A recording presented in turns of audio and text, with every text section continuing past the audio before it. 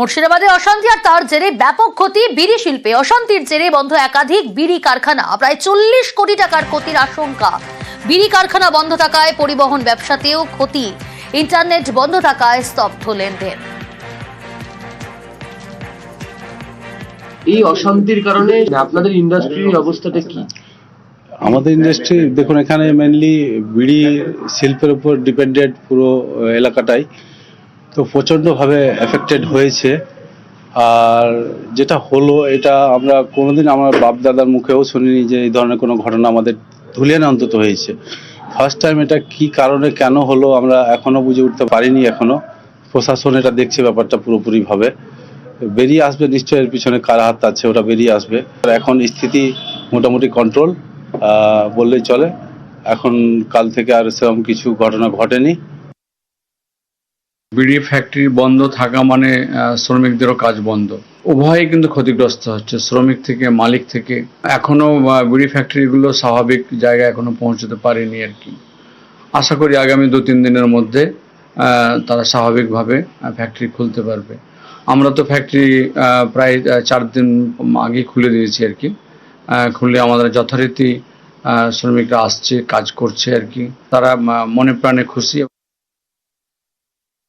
দেখেন, আমরা ডেলি খাই, ডেলি চলি, আর যদি এইভাবে অশান্তি হয়ে থাকে তো আমরা তো অসহায় হয়ে পড়বো ধীরে ধীরে। পরিবারের রোজগার ধরেন আমার উপরেই নির্ভর করে। কতজন সদস্য? আমাদের বাড়িতে সদস্য হচ্ছে 10 জন, পুরোটা আপনার উপর? আমার উপরে।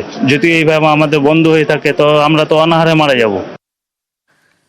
ধুলিয়ানে অশান্তির আজ ওষুধ ব্যবসাতেও। হাসপাতালের ওপিডিতে রোগীর সংখ্যা কমেছে ওষুধের দোকানের বিক্রিও। বহরমপুর থেকে ধুলিয়ানে পৌঁছচ্ছে না ওষুধ, ওষুধের দোকানে কমেছে স্টক। শুধুমাত্র বিড়ি শিল্পে নয়, অশান্তির আজ ওষুধ ব্যবসাতেও। হাসপাতালের ওপিডিতে রোগীর সংখ্যা কমেছে ওষুধের দোকানের বিক্রিও। বহরমপুর থেকে ধুলিয়ানে পৌঁছচ্ছে না ওষুধ, আর ওষুধের দোকানে কমেছে স্টক।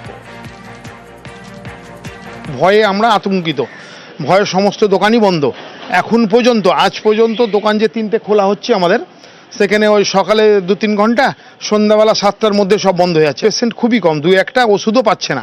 আর আমরা বহরমপুর থেকে ওষুধও আনতে পারছি না, কোনো ধুলিয়ান থেকে যে ক্যাটারার যায় তারাও কেউ আসছে না, আর কেউ নিয়ে আসছে না। এই মতো অবস্থায় আমরা খুব অসুবিধার মধ্যেই আছি। বিজনেসের অবস্থা নেই, 10%ও নেই, খুবই অবস্থা খারাপ।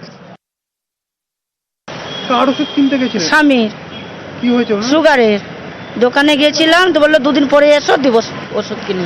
দোকানে নেই? নাই, ওষুধ নাই এখন, ভাঙাচোরার জন্য, অসুবিধার জন্য পাচ্ছে না এখন ওষুধ। ওষুধের জন্য খুব সমস্যা। আমার ওষুধ, আমার মায়ের ওষুধ, থাইরয়েড, সুগার, প্রেশার, এগুলো কোনো ওষুধই পাওয়া যাচ্ছে না। বলছে যে 2-4 দিন পরে আসবে, এখন গাড়ি ঢুকছে না, লোকজন আসছে না। বাবাও এখনো পুরো সিরিয়াসের দিকেই আছে, মানে চরম সুগার, হাই সুগার। তো এখন দেখি, দেখা যাক কখন মেডিকেল খুলে বাড়ির কাছে কখন পাবো।